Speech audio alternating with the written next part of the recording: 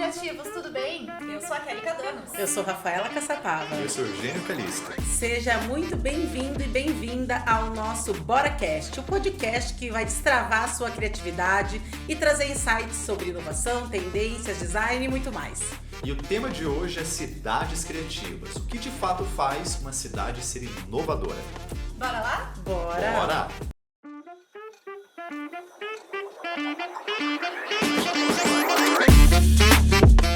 Como o espaço urbano influencia a criatividade coletiva? E por que a criatividade vai muito além das artes e chega também à infraestrutura e à vida cotidiana? E para responder essas perguntas, temos aqui como convidada a Ana Clara Balieiro, do iCities, que vai trocar essa figurinha com a gente hoje. E Ana, eu podia estar com o teu currículo aqui, tá? Então, na verdade, aquela enorme, pilha, né? podia estar com o teu LinkedIn, mas vou fazer diferente. Vou pedir para você se apresentar e contar quem é a Ana. Bom, primeiro eu queria agradecer, né, o convite de vocês. Acho que é super importante a gente estar falando sobre esse tema. Eu me chamo Ana Clara Balieiro, sou arquiteta urbanista, especialista em cidades inteligentes e psicoarquitetura. Trabalho no iCities, o Hub de Cidades Inteligentes, e o responsável pelo Smart City Expo Curitiba. Muito bem, bora para esse papo então? Bora lá, então. Ana, vamos começar pensando como a inovação urbana ela pode ressignificar a relação das pessoas na cidade. Como é que você imagina que a inovação urbana tem esse papel? Como é que você imagina isso? Bom, acho que a inovação ela começa antes nos nossos gestores e nos próprios cidadãos, né? Quando a gente inova, a gente não precisa muitas vezes estar desprendendo um gasto financeiro. Eu acho que desmistificar um pouco disso sobre a inovação. Que inovação pode ser uma solução simples. Eu gosto de dar o exemplo do nosso BRT, que é super famoso, que ele precisava saber exatamente onde ele ia parar, quando, né, na plataforma, para os passageiros entrarem e saírem. E daí surgiu uma solução inovadora de um próprio motorista, onde ele mesmo teve a ideia de colocar um risquinho, porque daí ele consegue olhar pelo espelho quando ele tem que parar ou não, para ficar certinho. Isso foi uma solução inovadora, mas ela não desprendeu um custo financeiro altíssimo. Então, eu acho que é quando a gente tem que usar a inovação para trazer mais qualidade de vida para as pessoas. Para resolver questões, né? A gente chama de problemas, mas questões, né, para o dia a dia. Exatamente. Quando a gente olha para cidades inteligentes, a gente fala muito sobre isso, né? Sobre a gente levar a qualidade de vida para as pessoas e utilizar a inovação. Até puxando esse gancho, né? A gente fala de cidade inteligente, mas quando a gente está falando disso, a gente não está falando só de tecnologia, né? Claro, a gente engloba uma série de outras coisas. O que a gente pode caracterizar como cidade inteligente hoje, em 2020? Levando em consideração que Curitiba é uma cidade inteligente. Dita Dita inteligente. Eu acho que essa é uma ótima pergunta, porque a gente tem que associar a cidade inteligente em melhorar a qualidade de vida para as pessoas. A tecnologia ela é uma ferramenta, ela não é a solução, ela, né, é um dos caminhos, assim como a inovação também é um dos caminhos.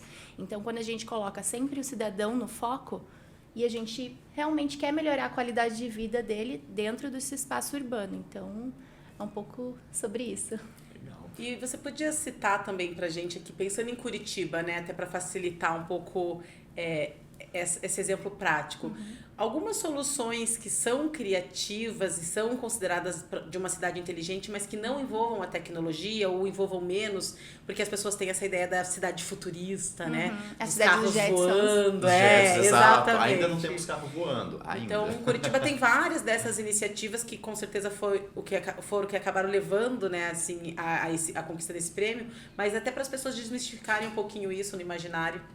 Sim, até a questão de Curitiba ter ganhado o prêmio de cidade mais inteligente do mundo em 2023 foi porque ela teve vários projetos que estavam com foco no cidadão. E, por exemplo, um projeto que não tem uma super tecnologia são as hortas urbanas, que hoje a gente pega os espaços vazios urbanos também e você coloca uma horta comunitária e você consegue auxiliar muitas famílias, às vezes, que não têm muitas condições, então elas conseguem se alimentar daquela horta, elas conseguem, por exemplo, a fazenda urbana do Cajuru, ela alimenta os restaurantes públicos de Curitiba. Então, você está também levando segurança alimentar, porque você sabe de onde vem aquele alimento e você está fazendo também no social. Então, eles também têm capacitações e tudo mais para os professores, para levar isso para as escolas públicas, que também elas são alimentadas por essas fazendas. Então, é algo que realmente, né, você transforma a vida de várias pessoas, porque você também gera desenvolvimento, você gera empregos. E é uma solução teoricamente simples, né? Simples. Mas que resolve vários problemas. Exatamente. Resolve o problema de um Gente. terreno vazio que ia estar ali, sei lá, criando Exatamente. dengue. Não, Né? exato. Então, assim, E assim, quando a gente pensa também nessas oportunidades, né? Porque quando a gente vai entendendo esses cases, a nossa cidade já é rica, né? Dessas soluções. Mas como que a sociedade e as empresas, qual é o papel delas? Como elas podem contribuir nesse sentido, né? Sim. Nesse ecossistema. Nesse ecossistema, né? perfeito. Sim. Acho que também vale falar das parcerias público-privadas, que elas são super importantes. Então, é a responsabilidade tanto do nosso poder público, mas também da iniciativa privada, porque ela consegue, às vezes, impulsionar muito mais. Então, tem que ter essa união e essa colaboração. E não só entre as empresas, mas entre a sociedade, a academia, os espaços de inovação. Então, todo mundo tem que fazer parte para a gente estar realmente pensando em soluções melhores para as cidades. Todo mundo é responsável por esse ecossistema, né? E eu acho que isso é a reflexão mais importante, porque às vezes parece que assim, a responsabilidade é só do governo, da prefeitura. E até falando de governo, prefeitura, né, Câmara de Vereadores, como que as políticas públicas podem alimentar esse sistema, né, esse ecossistema? Algo também importante de se falar é que é a nossa função como cidadão, a nossa responsabilidade também. A gente precisa falar o que é importante para a gente, porque sem a colaboração, acho que a colaboração é a chave de tudo, porque se a gente não exerce essa colaboração, você pode propor projetos incríveis, mas que não vão fazer sentido para aquela região, por exemplo.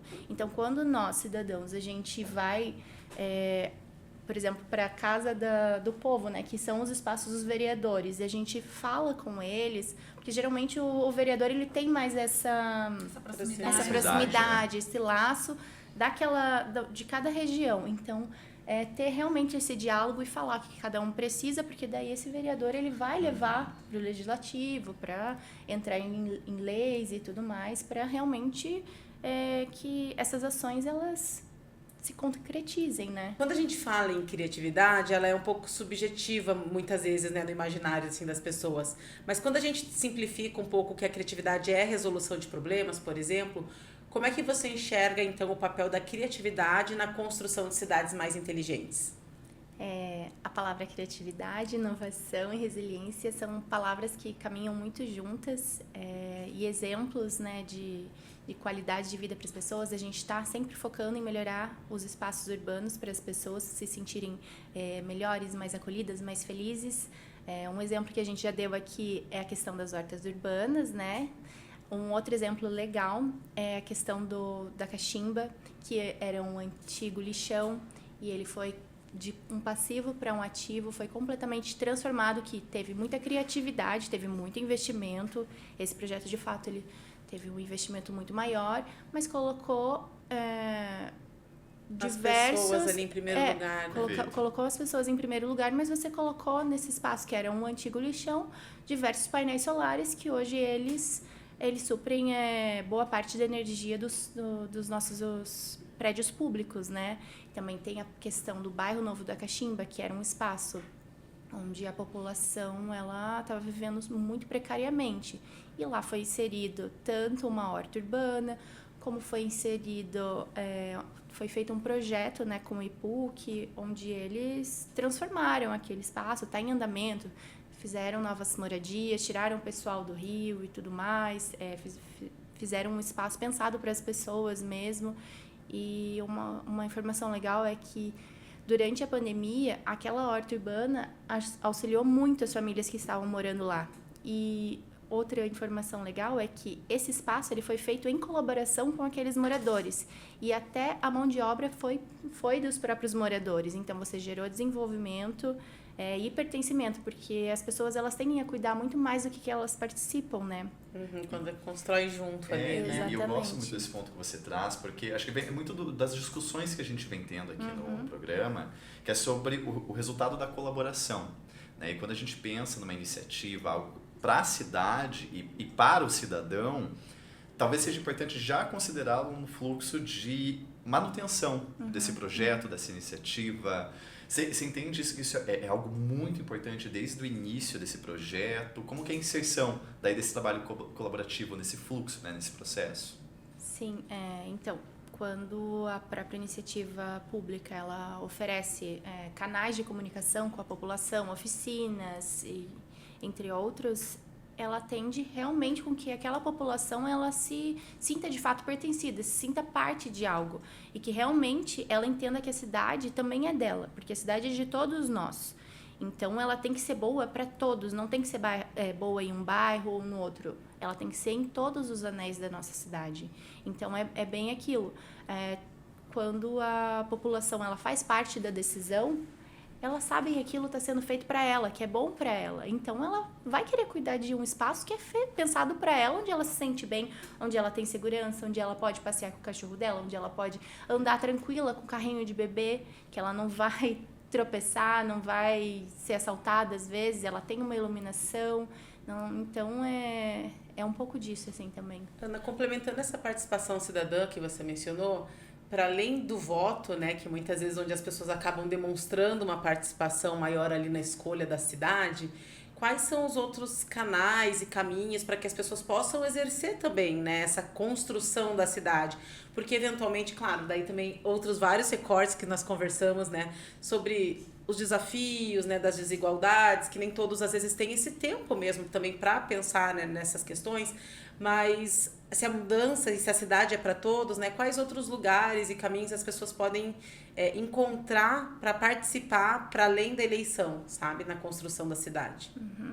Hoje, em Curitiba, pego como exemplo que a gente tem o canal 156, que é o Fala Cidadão, que é justamente um espaço onde o próprio cidadão pode ir lá e em 24 horas ele tem aquela demanda respondida, né? Então, é uma maneira muito mais fácil, onde você pega o seu celular e você consegue falar com a prefeitura de uma maneira rápida e que você sabe que você vai ter algum retorno.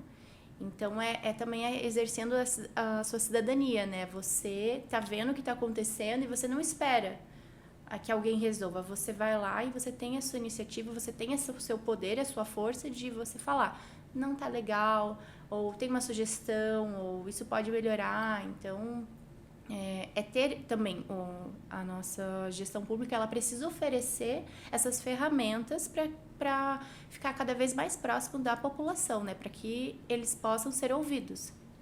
Falando um pouco de economia criativa, né? Como que as cidades podem impulsionar esse setor na prática, né? Porque muito se fala hoje de economia criativa, tá na moda, né? Um termo que tá super na moda, mas o que as cidades podem fazer para fomentar esse tipo de iniciativa? E eu até complementar, né, que quando a gente pega os setores da economia criativa, a gente tem um PIB ali maior que o automobilístico, por exemplo, às vezes até do agro.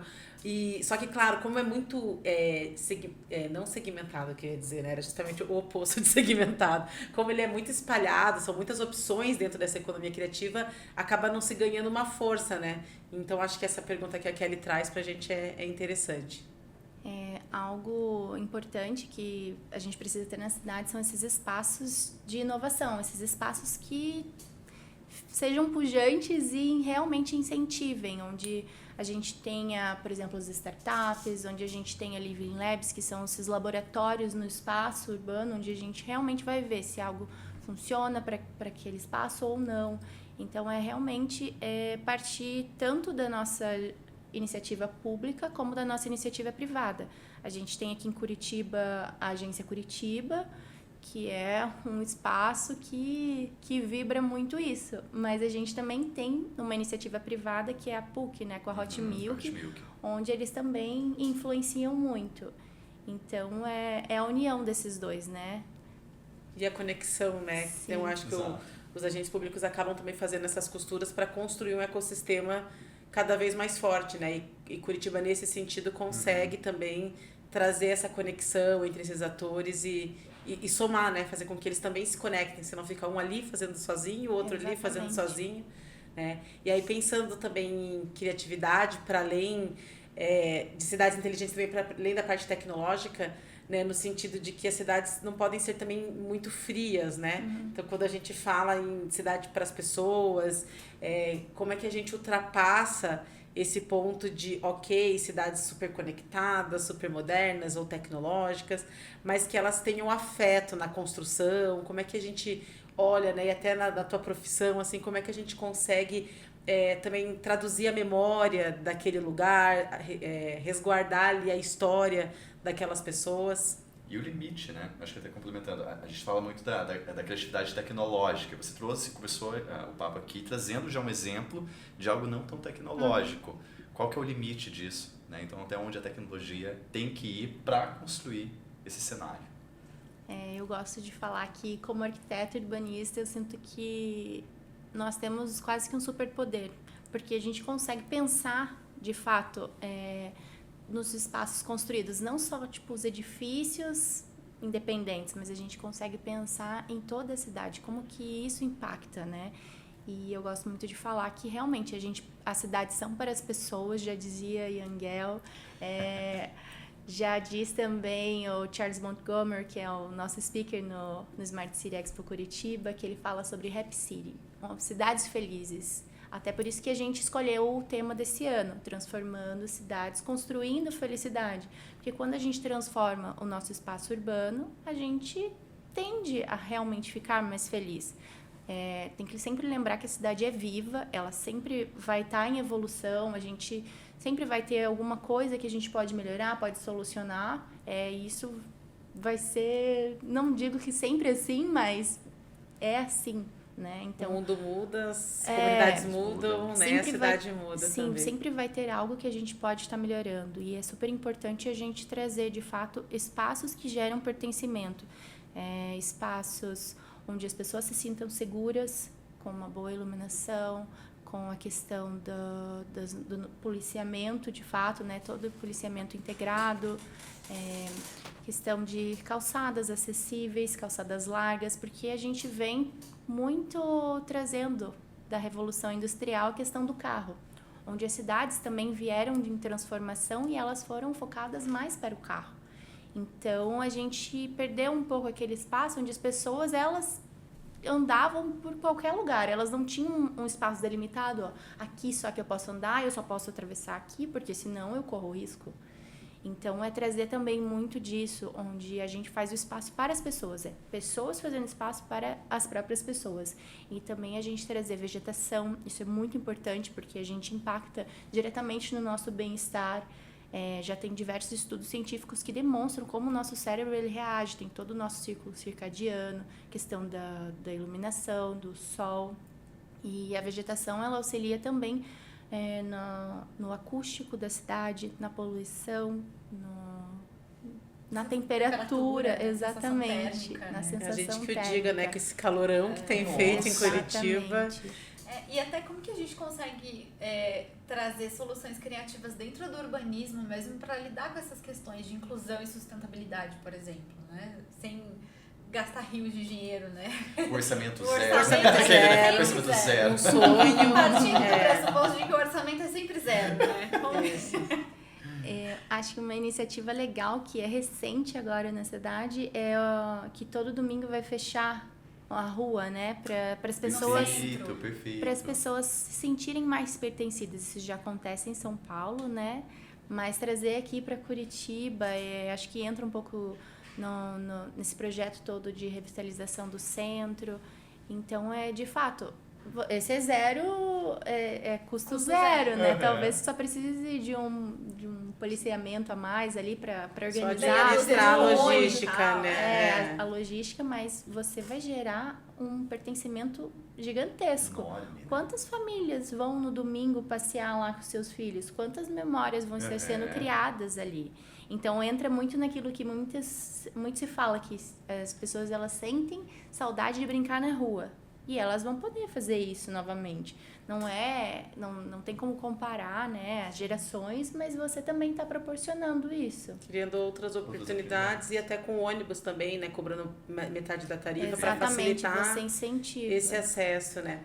Ao mesmo tempo, Curitiba é muito plural, né? As cidades são assim, né? Mas as grandes cidades, em especial, a gente tem muita diferença, obviamente, né? De quem mora no centro, para quem mora nas periferias. E apesar desses avanços que a gente vem dando como cidade, a gente sabe que nem todo mundo acaba, às vezes, sentindo da mesma forma, né? Como você imagina para o futuro, né, no futuro próximo, que a gente possa abraçar a periferia também de uma outra forma, sabe? Sim, algo que tem que ser feito é a descentralização do centro.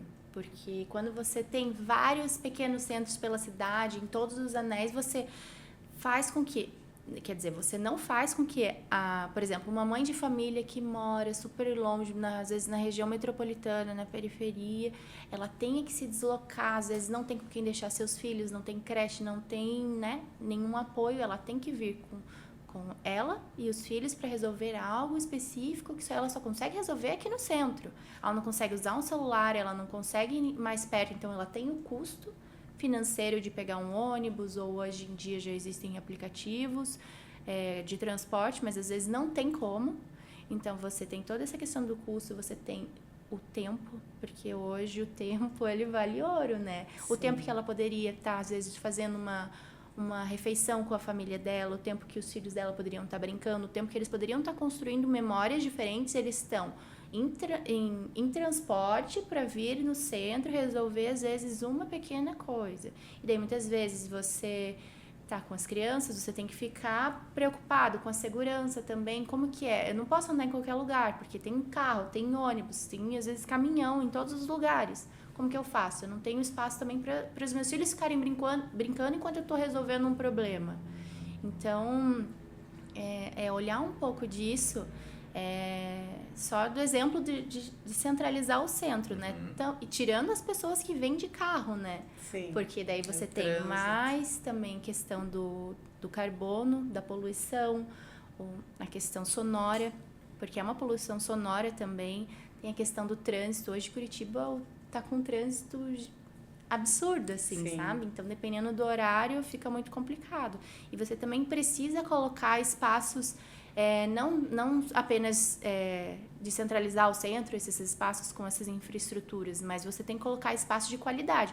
Colocar praças, parques, espaços para as pessoas, de fato, onde elas possam ser incentivadas a caminhar.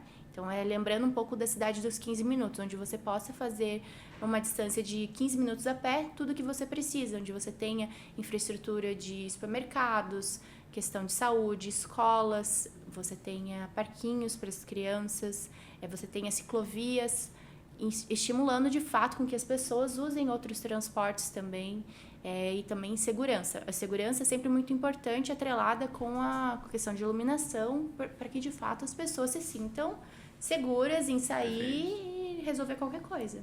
E Ana, me diz uma coisa, né? Quando a gente fala em cidade inteligente, cidade do futuro, né? São várias as melhorias que podem ser feitas e que estão sendo discutidas para tornar uma cidade do futuro, né? E, obviamente, desde uma cidade pequena até uma cidade maior como Curitiba, tem esse potencial.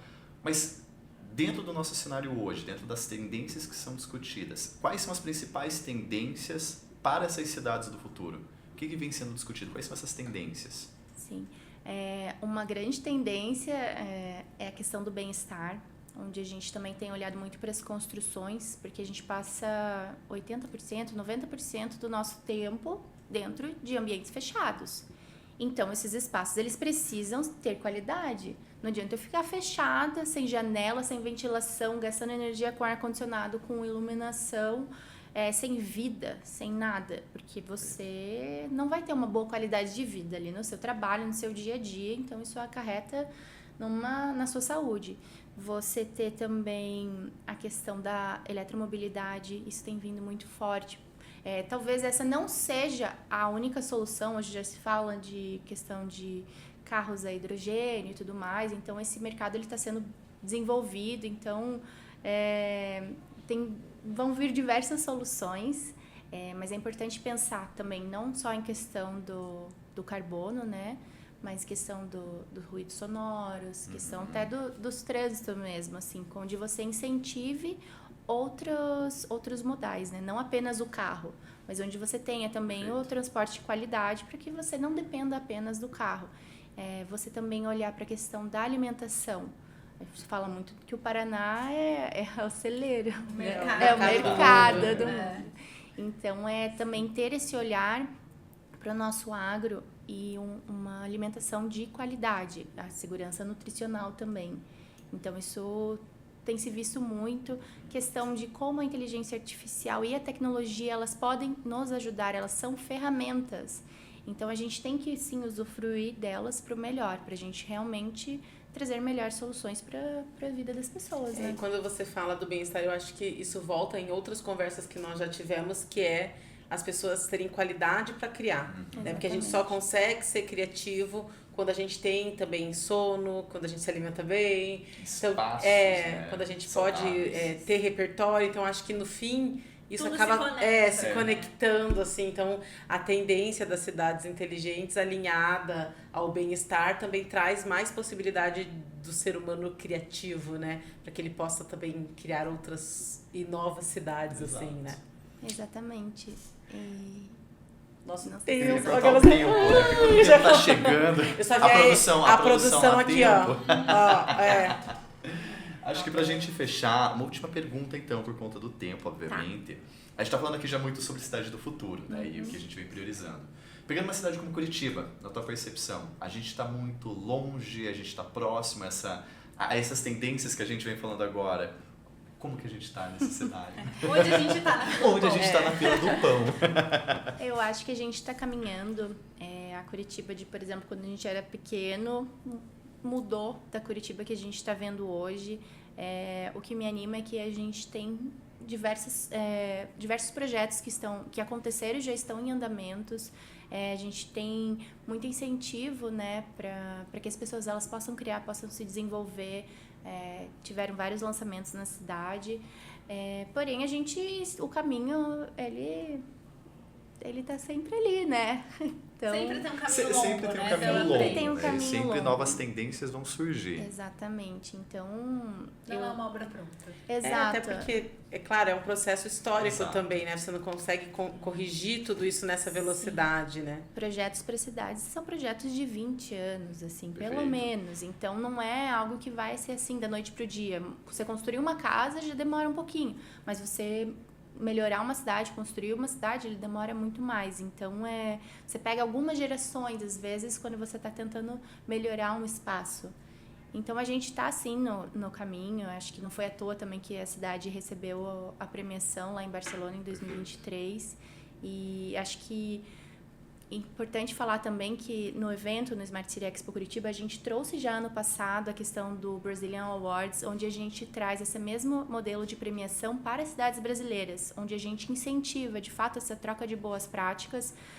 Curitiba não pode concorrer, acho legal falar isso, mas é legal ver que não apenas Curitiba tem soluções pensadas para as pessoas, mas tem outras cidades em todas as regiões do nosso Brasil. Cidades pequenas também.